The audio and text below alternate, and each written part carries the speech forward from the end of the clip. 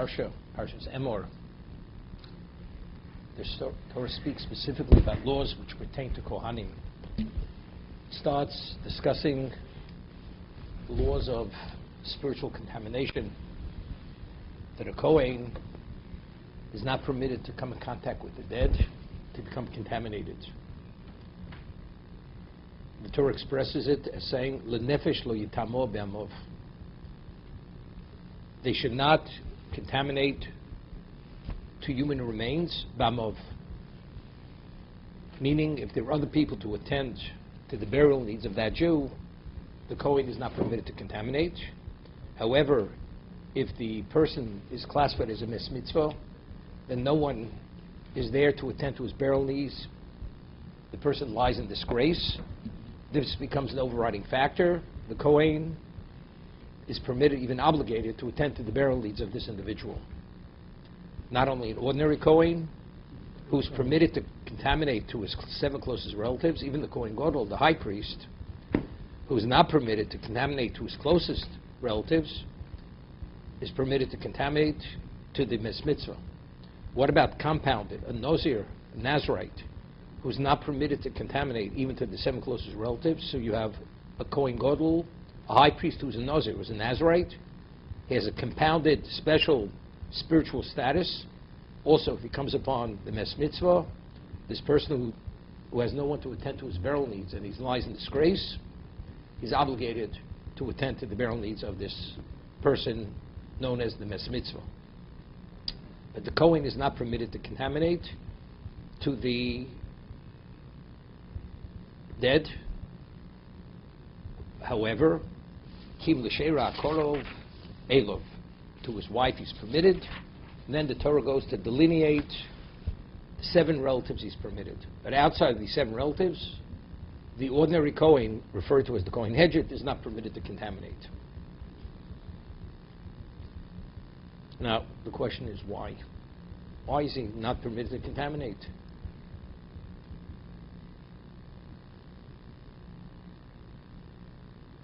So over here, the Seforno explains of Marta Leim, Tzrichem heim lizor bilade ele, gamitumas mes b'chilazera.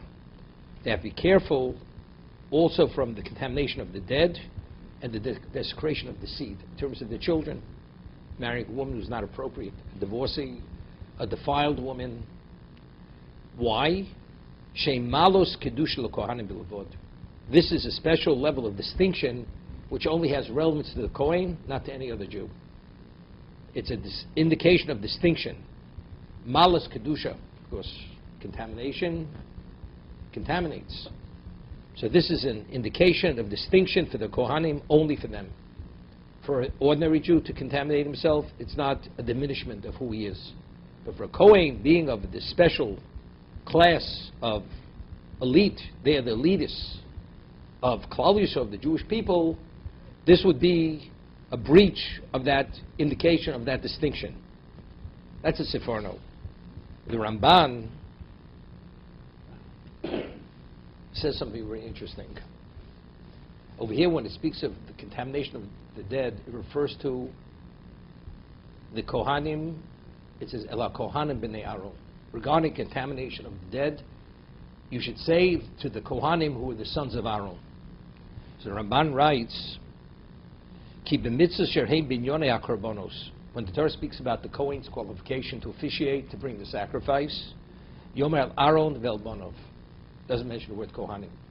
You should speak to Aaron and his children. When it speaks about officiating, qualification, what exactly is the context of the service? Lo yaskib shema Kohanim.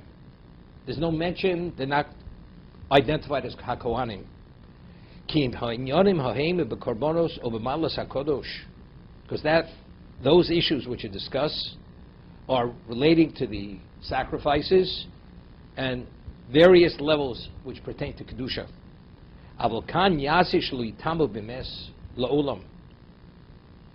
Here, the Kohen, unrelated to the temple, unrelated to their obligation to officiate in the Beis HaMikdash.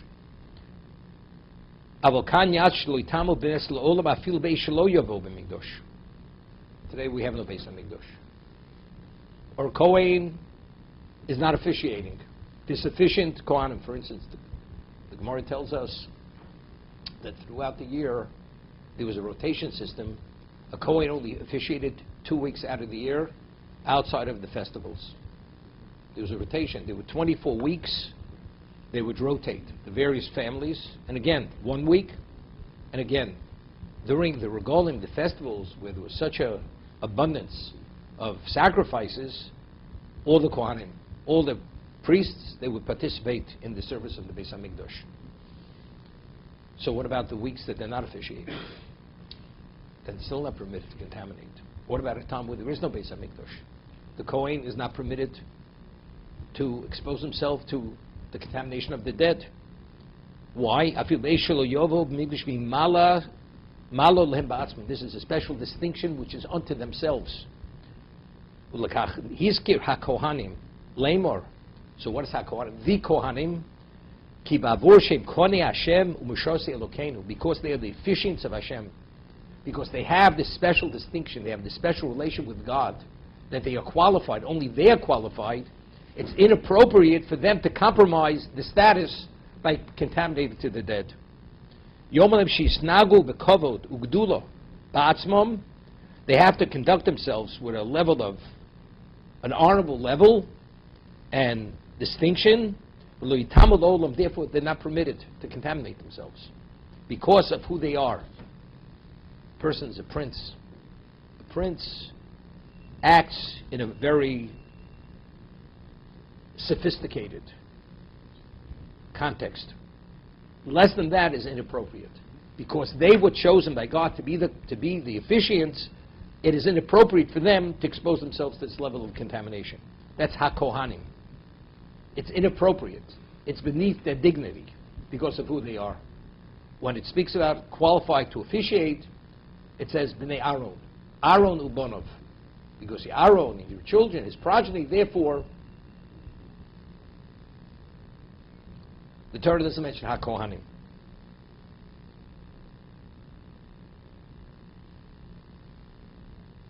So I was thinking that the Gemara tells us in Avodah Zorah, and the Gemara tells us towards the end of Zechut Shabbos, that when we came to Sinai and God offered us His Torah, we said immediately, Nasa v'nishma. We accept unequivocally, and whatever the obligation may be, we have to be taught, we have to be directed, but we're open to whatever the extent of the obligation is, we accept. That was Kabbalah Satorah. Nasa v'nishma. It was something so special that God responded by saying, Mi gilo rosa labonai, who revealed the secret to my children to express themselves in the manner which angels express themselves. An angel also, first he does, and then he listens. He's ready to do immediately. Because an angel is created for that purpose, to do the will of God. He just has to be instructed. Although we are Bali Bechira, we're people of choice, humans, they reach the level, they ascend to a level of clarity, they were called the Malochim. They were like angels. Naseh v'nishma. Now it's interesting. Just as an aside, the Gemara tells us that the experience at Sinai, we stood Tachas Ohor, under the mountain. So the Gemara tells us, Kofa Aleim Har Kagigas. God put the mountain over our heads. So literally means, and Hashem gave us an ultimatum. If you accept the Torah, fine. And if not, you will be buried under the mountain. So the Gemara refers to this experience that it was bitoch ones, it was under coercion. We were coerced. We had no choice. If it's a question of living or dying, we want to live, we had no choice. So we were coerced, it was under duress. Under duress we accepted. So therefore it's considered, it's a modor rabba lo raisa. There's a certain disclaimer we could have, we were forced into the position. Rameir Simcha Vinsk writes in his work Meshech Chochma, what's the Kabbalah Mionis? What do you mean we accepted? We really had no choice. Now, what is choice? Rabbeinu Yonah writes in his commentary on Pirkei Avos We read in Pirkei Avos, it says, "Having done is kol odom l'kavschus." You should judge every person favorably. So he asks, what does it mean, judgment? What is a judgment? If something is clearly one way, right, it's not a judgment. Is it right? It's clear. It's right. It's the right thing to do. And if it's wrong, it's wrong. Judgment means it's not clear whether it's right or wrong, and based on evaluation, you have to pass judgment, is it right or wrong? So there's a certain lack of clarity, and you have to do an analysis, an evaluation to determine what it is, and based on that analysis, and even if you come to a certain point where you can't conclude what it is, the Torah says, you give that person the benefit of the doubt. So judgment is when there's no clarity. There is no clarity. Because there's a lack of clarity, it seems to be that's the way it is. So if you have a person, you see a person behaving in a certain manner, and it's unclear, did he do the right thing or the wrong thing? And it's a judgment call, 50-50. And you can't determine whether he did the right thing or the wrong thing. Does he need a reclassification, or he retains his classification as an upholding Jew? Have you done it? It's called the kapschus. Give the person the benefit of the doubt. So you give him the benefit of the doubt because it's not clear what it is. See, that's judgment. What's bechira? Choice. If right and wrong would be absolute, if there's a fire, raging fire, there's no question. Any stable person is not going to put his hand in the fire.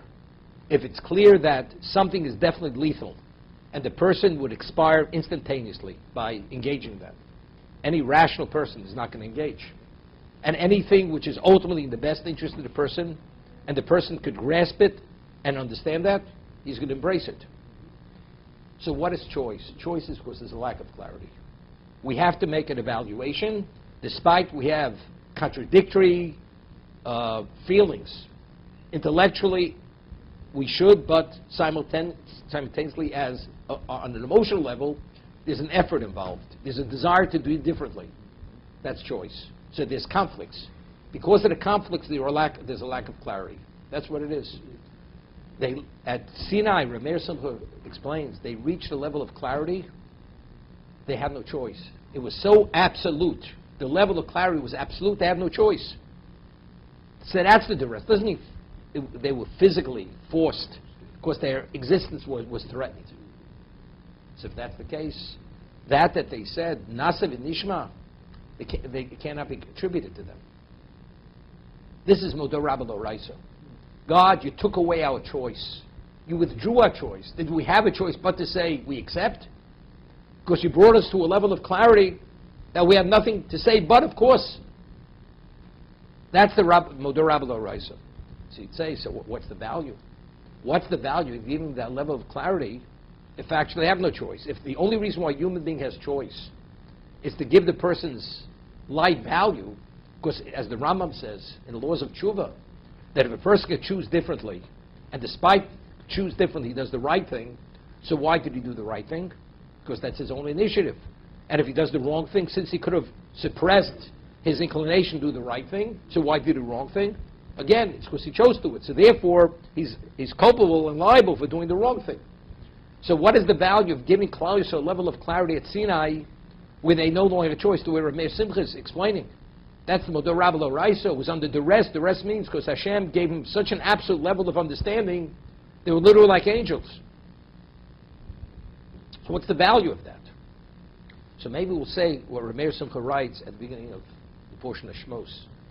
He poses a question, Moshe Rabbeinu,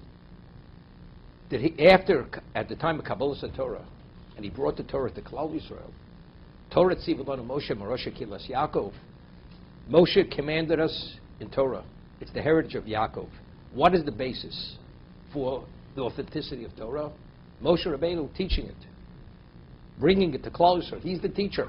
What would be if the teacher, Chas v'Sholom, one day makes a declaration that I deceived you all? It's false. If he would make such a declaration, the Torah does not go forward. Torah he invalidates it, and he takes away its value. Because if he is the basis for the Torah, because he's the teacher, so if the teacher himself declares that it's false, so did Moshe Rabbeinu have choice to disclaim the Torah, to claim chas v'sholom, that it's not authentic, that it's not divine, it's not the word of Hashem. So Rabbi Simcha says he definitely had no choice. His choice in this area was withdrawn from him. So Rabbi Simcha asks if his choice was withdrawn, does he get any credit for continuously communicating the truth of Torah, the authenticity of Torah? So Rabbi Simcha says yes. Why? Because the only reason why he qualified to be the conduit to bring Torah to Klal Yisrael is because he made many choices prior to that to merit that he should no longer have choice. Therefore, even in the state of not having choice, he's fully accredited as if he had choice. Because he only merited that because of his exalted level up to that point. So now, we speak about the time from Yetzias Mitzrayim, from the time we left Egypt until we reached the point where we were worthy to receive the Torah at Sinai, which was the pinnacle of our spirituality. We count Sphira.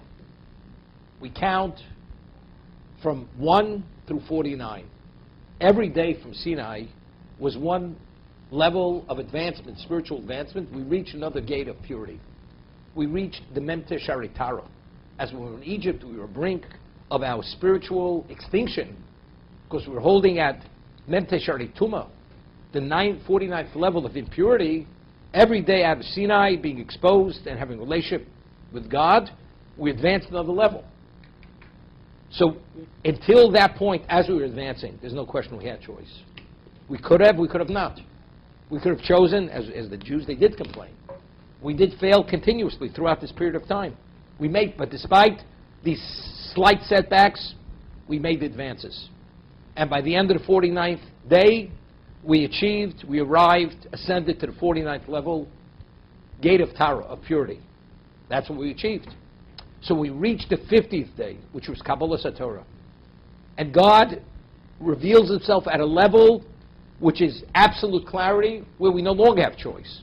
Why did we achieve that level? Because of what preceded it. So even though, in fact, it's coercion, it's duress, we had no choice.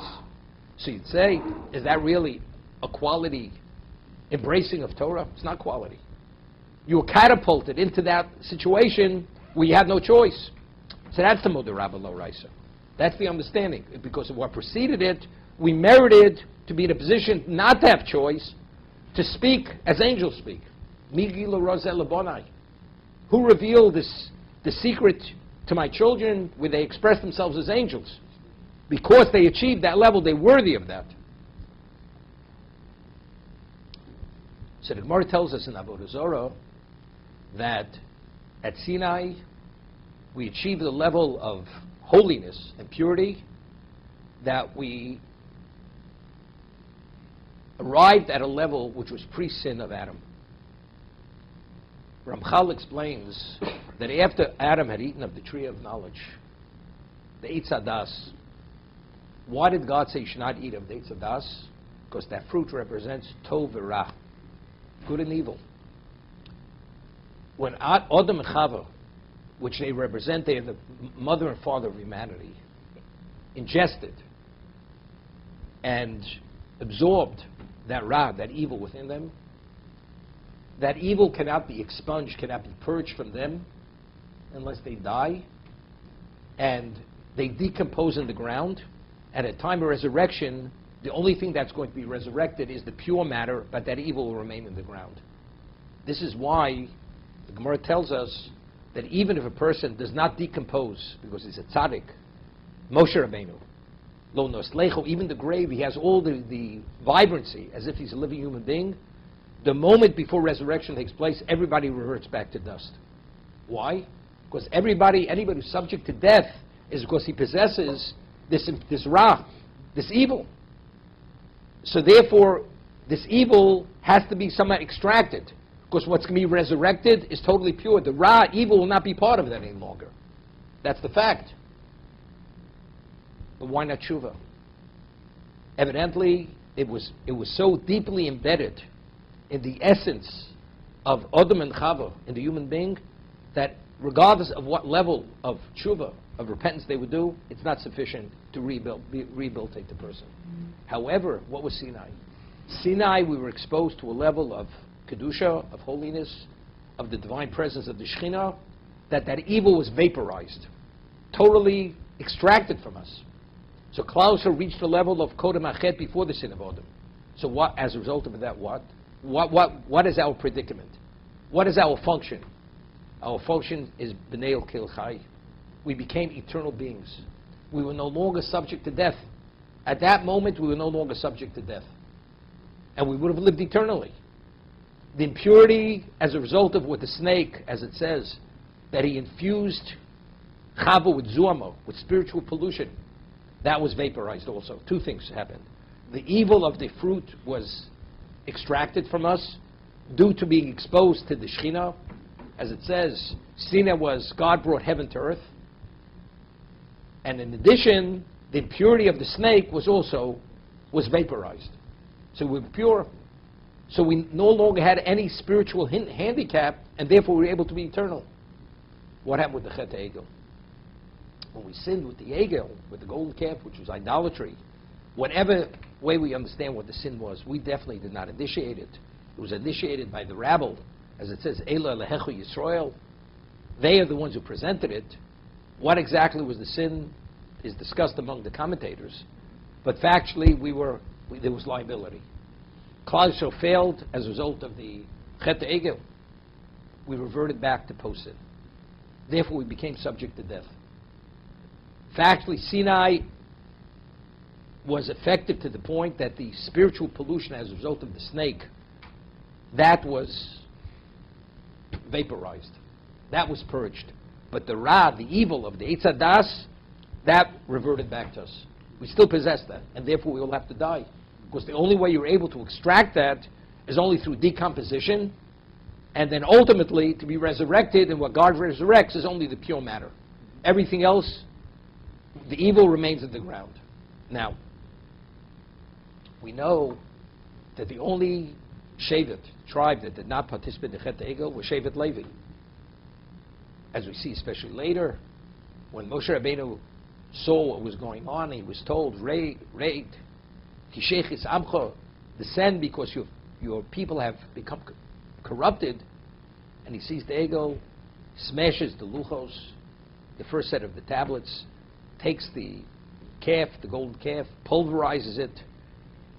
There's a stream, whatever, and then he says he declares, Mi Lashem Elai. Whoever is for God should come to me, with me, and it was only Shevet Levi. Shevet Levi were the only tribe who did not participate in the Chet HaEgel. So if that's the case, why were they subject to death? If we're saying the only reason why they reverted back to post-sin rather than to remain pre-sin, to be eternal, so why was Shevet Levi subject to death? They should have retained the original status. Seemingly, it's difficult. The answer is Shevet Levi is part of Klal Yisrael. We have 13 Shvatim. We have 13 tribes. 12 tribes that received a portion of the land. Levi did not receive a portion of the land. So we have 13 tribes. Who are we? We're referred to as Klal Yisrael. We are one spiritual entity comprised of 12 of 13 components. And each one is interconnected with the other. So when 12 parts fail and into the system, there's this level of impurity, Ra, introduced. So if the 13th is part of the same system, it is affected and diminished by that same evil. Although they personally have no culpability. They're not culpable. But are they affected by it? Negative? Definitely affected. So the Shevet Levi also reverted back to post-sin, and therefore, including Moshe Rabbeinu. Moshe Rabbeinu was also subject to sin. Every person who's part of Klal Yisrael, being part of that entity, where you have this infusion of Ra, of evil, so we all reverted back to post-sin. Therefore, we're all subject to death. So, but in terms of, in the truth of who they were, if we'd be able somehow to segregate them, to separate them, to divorce them from that connection, they wouldn't have been subject to death. So in terms of their worthiness and what's appropriate to be identified for what they deserve, how should they be identified? They should have no relevance to contamination. What kind of contamination? If a Kohen contaminates himself to the carcass of an animal, he's contaminated. He's not qualified to officiate, but as the Ramban says, Kohanim has nothing to do with whether you're qualified to officiate or not. Whenever it speaks about officiating as a Kohen regarding sacrifices, or in the Beis HaMikdash, it's Emor Aaron. It speaks about Aaron Banov, Aaron's children. HaKohanim is an appellation, a classification of distinction. It's not appropriate. What's not appropriate? What about contaminating yourself with the rodent, with the carcass of an animal, which also generates contamination? The Kohen is not in violation. He's only in violation contamination of the dead human remains. Why the human? Because really, in truth, he has no relevance to that. In truth, he should not be subject to death. He's totally divorced from that. So why does he have relevance to that? Unrelated to himself as a person. It's only because he's part of the whole. So therefore, to identify and to give them that distinction of who they truly are, they're really exalted. HaKohanim, that's an appellation, a title of a distinction. You're distinct. Really, you should not be subject to death. You're b'nei kel chai, even today. Unfortunately, or fortunately, because you're part of the whole of Klal Yisrael, therefore, the consequence and the effect and the ramification affects them no less than it affects anyone else. That's the understanding. However, the Torah says, so it's a symbol of distinction. So what about the 7 closest relatives? That's kvodam. That's their honor. Not allowing them to contaminate to their relatives. Factually, they are human. Factually, they are subject to death. So to deny them that would be contrary to that distinction. What about a parent? He shouldn't be able to contaminate himself to his child. Because they're all Kohanim. So therefore, the Torah allows this, because it's not in contradiction to what we're trying to present here. What about persons like Kohen, HaGodol, Mi'echov? What about the high priest? Now, the only Kohen who's permitted to enter into the Holy Holies on Yom Kippur is only the high priest. Now, that person is never permitted to expose himself to spiritual contamination of the dead. Why does a person die? What is the representation of death? That's a Ra. After Adam ate of the tree of knowledge, what did God do? It says he ascended from existence. The pasuk says, the verse says, "Lo yigorcha, lo yoger ba'orcha ra." Within God's proximity, there cannot be evil. The contamination of the dead, even a relative, it may be your honor, maybe not in contradiction to your distinction, but as the Kohen Gadol, who has a relationship, who is within the proximity of God, who goes into the Holy of Holies, into the Kodesh Kadoshim, to atone for Klal Yisrael, in front of the Aron, the Kaporos and the Kruvim, if you have any relevance to that, one doesn't qualify. That is in contradiction. Because when you're at that level, there's a total negation. Total negation. If you're negated, there's no such thing as your honor. There's no identity. The Kohen Gadol has no identity. When you're in that state, there's only God. There's no you. If you're a Kohen Hedjed, an ordinary Kohen, is you, and you're a servant of God. When you stand in the Kodesh Kadoshim, the Holy of Holies, in the presence of the Shekhinah, which is Avodas Yom Kippur, in the service of Yom Kippur, there is no you. There is no you. So if there's no you, contaminating to the person's family, it may not be in contradiction, but it's in contradiction because there's no you. So there's no your honor. There is no your honor when you're in the presence of God. Therefore, that individual is chosen to be the Kohen Gadol, the high priest. He cannot even contaminate even to the 7 closest relatives. His father, his mother, any of them. But even more so, to really reveal the idea of who really represents the Kohanim in the most pure form, the high priest, the Kohen Gadol. Right? I mean, he wears 8 vestments. 8, as the Rabbi Kalatsky explains, as the Maral explains, is always outside of the realm of physicality. Supernatural. Creation is 7, 8 is beyond 7. That's supernatural. which referred to as L'malam and Ateva. The vestments he wears, his what are the 8 vestments, not 4 vestments. 8. His representation has no relevance to existence. He's a representation of what should have been L'malam and Ateva. Eternity. Eternity is unlimited. That has relevance to the infinite. There's no limitation. That's the Kohen Gadol. Therefore, to have any relevance to death, not only because he's negated, he's a representation of who the Kohen truly is. Who is truly the Kohen? Truly the Kohen means he has no relevance to death. Even the family. Because he's that level of representation.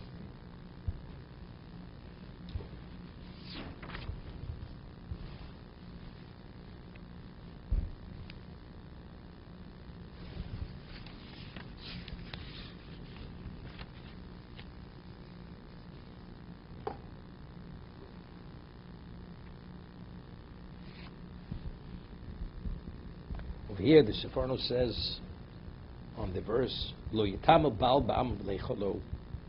A husband is not permitted to contaminate himself, to be desecrated. He says, Ki omnam ha'kohen hu bal ba'amov lohovin uloros. He's a person of status to understand and to give direction. He's a decisor. Gives direction how a Jew has to live. He's the teacher. And he quotes the verse in Malachi, Ki sifsei kohen yishmu das. The lips of the Kohen are the keepers of the das. The Torah yivaksh mipiu. And therefore you should seek Torah from his mouth. Because he's the keeper of the religion, of the understanding. V'roi lishkozel linog b'nesius. Ki hechid l'shnam mili. First thing, he has to conduct himself in an aloof manner, in an exalted manner, so his words should be received. Because if he's seen as a commoner as the rest, they will not value him. But if they see him that he's aloof and he's a person of distinction, his words will be effective. That's firstly. Ve'ein roi shechal hachanosa el migdosh v'kadoshah. He should not desecrate his prepared state, which he's worthy, he's qualified to enter in the migdosh and partake of what's consecrated. So we're saying, because he himself has an innate distinction. What's the innateness? It's 2 things. Firstly, his words should be heeded. His teaching should be valued. In addition, he has a distinction. What's his distinction? His distinction is because who truly is. Who is he truly? He's a person who really should not be in a compromised position. He's only compromised, as we're explaining, is because he's part of the whole. We find one difference. It's very interesting. We find that by the Chet HaMeraglim, the sin of the spies, initially we were meant to go into Eretz Yisrael immediately. But because of the Chet HaMeraglim, we wandered for 40 years. Anybody between the age of 20 and 60 died during this period.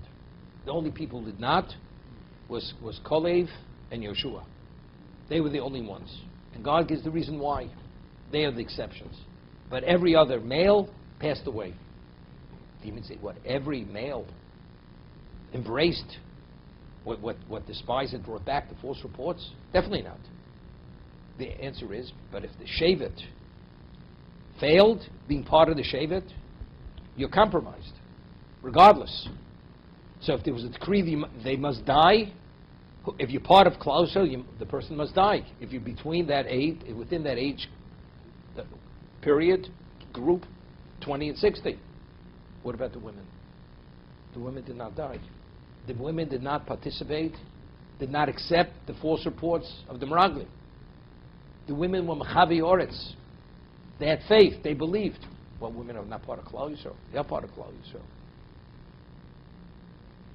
But yes, it's interesting. So you see, they are part. And yet, despite that, they were able to live. Here, Levi, although he was definitely, totally divorced from the sin, he was opposed to it, yet he was compromised. I mean, how do you differentiate? How do you differentiate?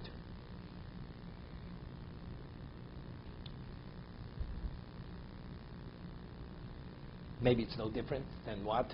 Than Yeshua and Kalev, right? They were able to live, but because they did something exceptional. So they were able, Hashem allowed them to override the system. Women, we said Mishum, B'schus Noshim Tzedkonius, Nigel Absin Mitzrayim, because they really believed in the Gula. This is a continuum of the Gula. So maybe because it's a continuum of the Gula, it's something so special, that's the reason why they have the faith. It's rooted in the same original level of faith and belief. They did not accept it, meaning within women, there was no breach in that. So therefore, that's that special schus they have. So therefore, despite being part of Klal Yisrael, they were not compromised.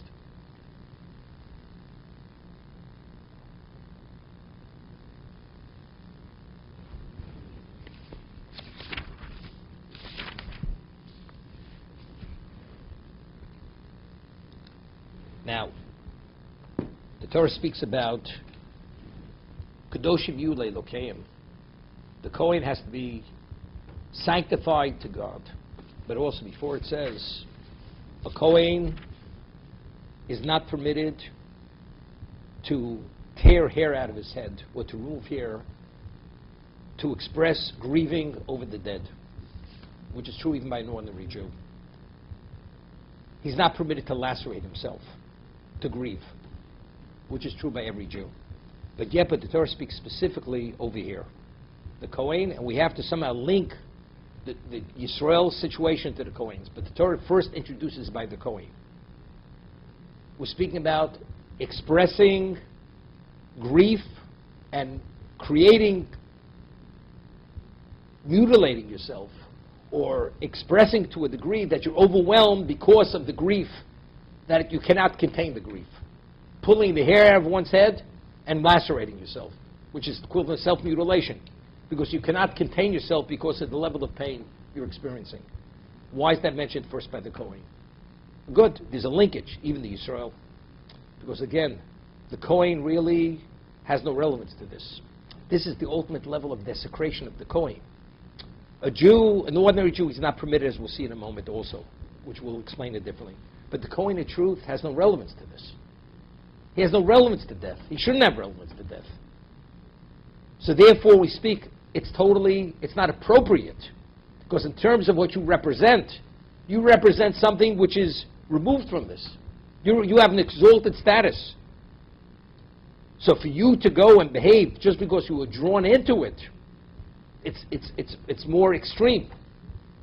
Now, the Torah tells us, even by an ordinary Jew, he's not permitted to lacerate himself. The Torah says in the portion of Re'eh, the book of Dvorim, Bonim atem l'Hashem Elokeichem. You are God's children. We are God's children. Lo siskodedu lo simu korcha b'neinechem lemes. Therefore, you're not permitted to lacerate yourself, and you're not permitted to tear your hair out of your head to grieve over the dead. Why? Ki am kadosh ato l'Hashem Elokecha, because you're a holy people for God. U'b'cho bocher Hashem lios l'olam segula, and you were chosen by God to be His people who are a treasure to Him.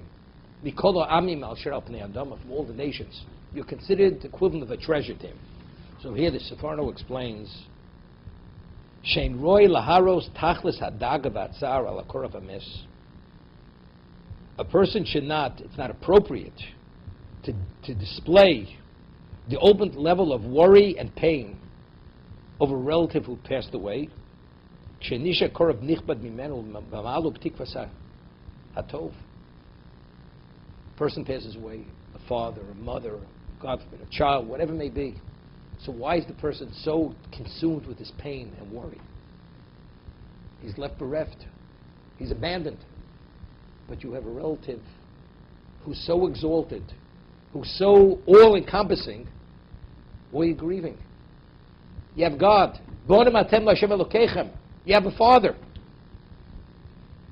Lefichach atem bonim l'Hashem. If you're God's children, you appreciate what that means. So, it's a pinch. It's a prick. It's a moment. But if you really grasp and understand what your relationship with God is, one is not consumed with this. Shu avichem kaim load. He's your eternal Father. And he's there for you forever. We're not even getting him to understand Dayan or Emes. With Dayan Emes, it's even more so. If God is the true judge, then ultimately, it's in everybody's interest, even whatever pain you do experience, because it's a rehabilitation process. So but he's going even without that. Why are you grieving? Why does the person grieve to the degree? Because I've been abandoned. You have God. What's the nature of the relationship? Father to son. And it's a father who's eternal, who's infinite, who has every capacity to address whatever your need may be. So what does that do with what is he adding? You should not create this bald spot by removal of hair to express grief because you're a holy people. Say, it's not for me. Of course, I feel confident and secure because I have God, He's my Father. But what about the person who's no longer here? I'm grieving for the pain, the loss of the one who's no longer here. He's in a better place. The deceased is in a better place. Says in Pirkei Avos, one moment of passing through is more than all the pleasures of this world encapsulated to one moment. So in terms of yourself, you should feel secure. You're not bereft, you're not abandoned. You should be confident. A father like God. You know, we say, and if people relate to it, which it doesn't even resonate, doesn't even touch us, we say, Modim Hashem, Modim Anachum Loch. We give thanks to God, and then we speak the miracles, the good He does for us, but they miss the point. Modim Anachum Loch Shato Hashem Elokeinu. That's the first thing. Why do we give thanks that you're our God? Forget about the miracles, forget about the good. It's irrelevant. If He's our God, you know what that means? The Creator of the world took us as His people. It's Hashem Elokeinu. There's a personalization. You know what kind of thanks you have to give to that? The Creator of the world, of the galaxies, the infinite being. What kind of thanks to give to that? Besides that, you know, He threw us a scrap.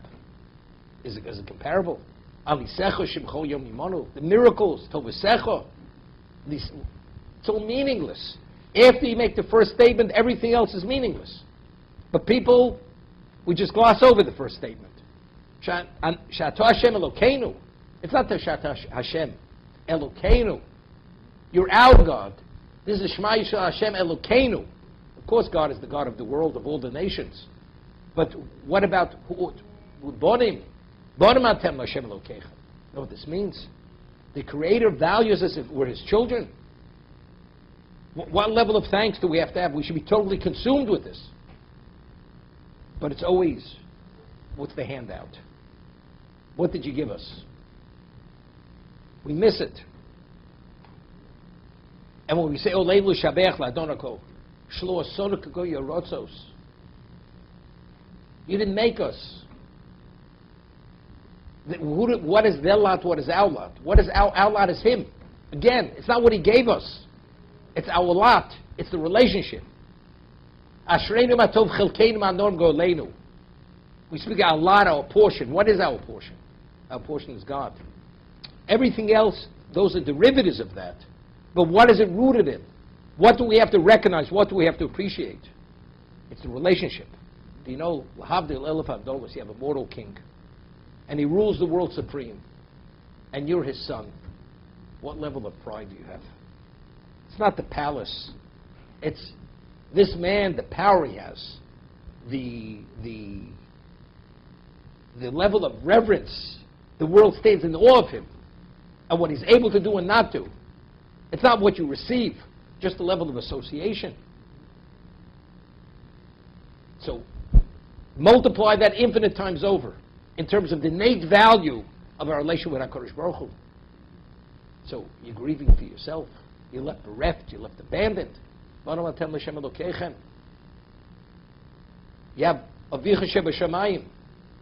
What about the person who passes away? Am Kodesh Atem Hashem Elokecha. You're a holy people. This Chaylam Abo, one has eternity.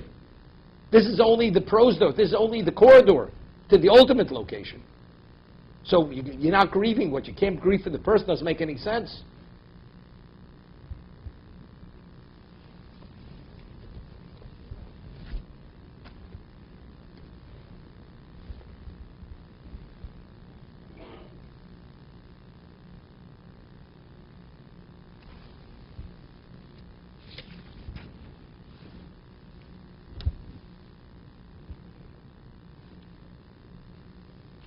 It's an interesting Ramban. The Ramban writes,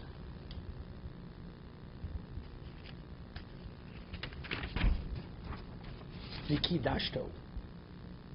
You have to keep the Kohen in a state of Kedusha, of holiness.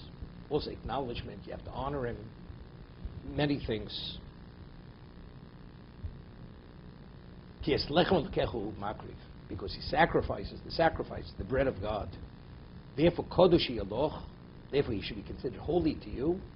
Kodesh Hashem Yishchem. Because I, God who sanctify you, I am holy. So over here the Ramban writes, Ki Kodesh Ani Hashem HaKadishchem. So similarly, he's speaking to us. I am God who sanctifies you. Ima Kohanim Yedabir. He's speaking to the Kohen. I am God who sanctifies you. Vatam. What's he sanctify the Kohen? Because he's the one who brings the sacrifices. Kodesh Yaloch. Kel Yodo ani Mekadesh Kulchem. As a result of what he does, I sanctify you. I mean, the Jews themselves receive sanctity through the Kohen. Umashish chinosim b'gdashchem. And therefore, my presence, divine presence, dwells in your what? In your mikdash, in your sanctuary. So who is the conduit? What is the linkage to God? The service of the Kohen. So because the Kohen is the one who's the cause of the Shekhinah, therefore the Kidashto. Therefore you have to acknowledge it, his specialness.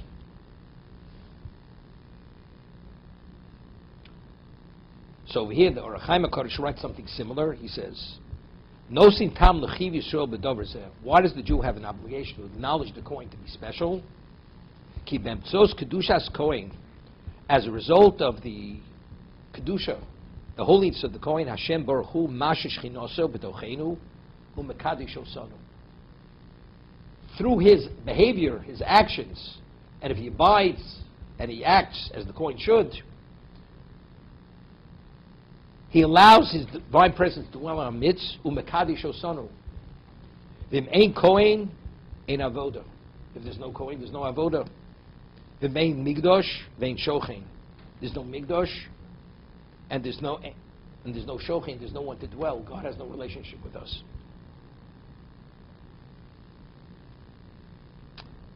Is the famous Rambam. Who blesses Klal Yisrael? There's a mitzvah, a positive commandment, that if a Kohen comes upon a congregation of 10 Jews, he has an obligation to bless them. Positive commandment, Kosev Baruch Hu es Bnei Yisrael. This is how you should bless them. The blessing of the Kohen, 3 blessings. Yovarechucho, 3 blessings. Now, what exactly is the Kohen? Why was the Kohen chosen to bless Klal Yisrael? Because who is the Kohen? The Kohen has an innate holiness. That's why he's not permitted to contaminate himself. As the Rambam pointed out, this is not because he officiates. He has a status of distinction. Because of that status, it's not appropriate for him to contaminate himself, as we explained before. Who is the Kohen? He initially did not participate in idolatry. He never turned his back on God. It's interesting. The Gemara tells us that when Adam ate of the tree of knowledge, where was Adam? What was his location? He was in the Garden of Eden. God couldn't have been more obvious in his mind, in his essence. God says, do not eat of the tree of knowledge, the fruit of good and evil. How could you stand in the presence of God? And at that moment, he radiated a level of radiance where the angels had mistaken his radiance to God's radiance. How do you eat? How do you eat of the tree of knowledge? How's it possible? So the Gemara says, Min hoyo. At that moment, he was a heretic. A human being is created with an ability that you could suppress a reality as if that reality doesn't exist. To eat of the tree of knowledge, at that moment, God did not exist in his existence. So what was he in that moment? He was a heretic. He was minhoyu. That means he turned his back on God. If he wouldn't have, he couldn't. He couldn't have eaten of that fruit. God is in his presence. He's in God's presence. God's upon him. You're radiating. And despite that, that's what you do. Minhoyu. What did Klal Yisrael do at Sinai? They had a level of clarity. Unbelievable level of clarity. God spoke to them. Anochi Hashem Elokech. They heard the 10 Commandments. In that context,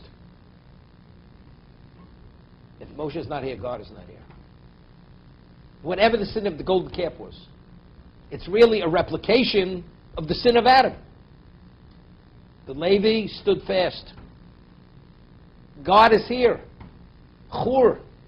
He tried to stop it. They killed him. He was murdered by the Erev, by the rabble. Aaron was concerned they would kill him. He would be murdered. He tried to delay it. Shevet Levi, they stood fast. They would not.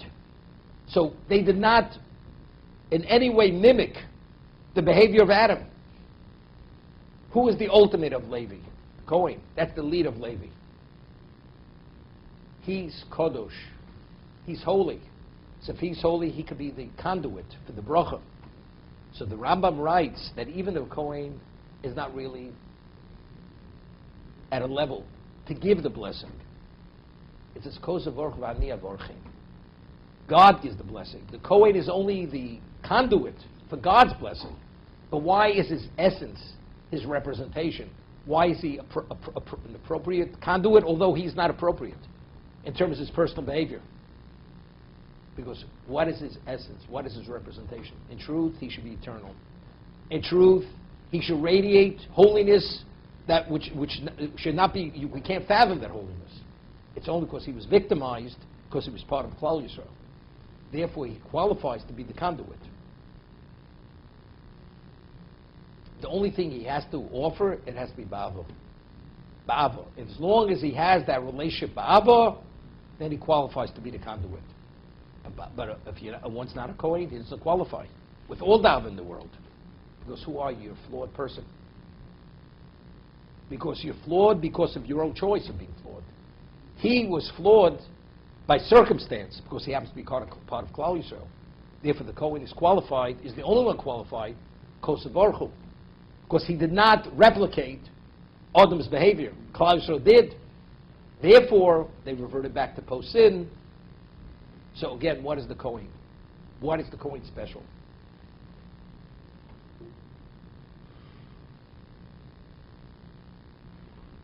It's interesting. Emor says that if you see a great young Talmud Chacham who's intolerant and he angers easily, you should understand why. Why does he anger easily? Because there's a verse that says that the words of Torah are like fire. Kod dvorei k'eish nu Hashem. My words are fire. So the person who's a true, accomplished Torah scholar, Torah sage, the Torah is actually burning within him. So therefore, when he sees some inconsistency and the Torah being transgressed, he can't contain himself because he sees it so blatantly clear. So because of his attachment, but what is Torah? Torah Shechina. Torah is God himself. So he's connected directly to the source. He has Torah, he has God within him. The word of God's within him. Therefore, he angers because he has a sense. He's able to internalize the wrong to such a level that he cannot tolerate it. Who are the Kohanim? Kohanim also cannot tolerate. The Kohanim and the Levim, the Kanoim, the Zealots. Why? Why are they great as Zealots? And the Gemara says that a Kohen naturally angers more than anybody. because the Kohen is the leader of Levi. They're the closest to God. In their essence, they're the closest. They have Kedusha. So when you have that level of attachment where it's part and interwoven into your being, Hashem, Shekhinah, does not tolerate iniquity. It's not tolerated. The Kohen has naturally, and maybe misappropriated the anger, but in terms of the characteristic that he has, it emanates from that same source. He has an intolerance for certain things. But why does he have the intolerance? Again, it emanates from that. And therefore the Kohen especially is depicted as that more than the Levi.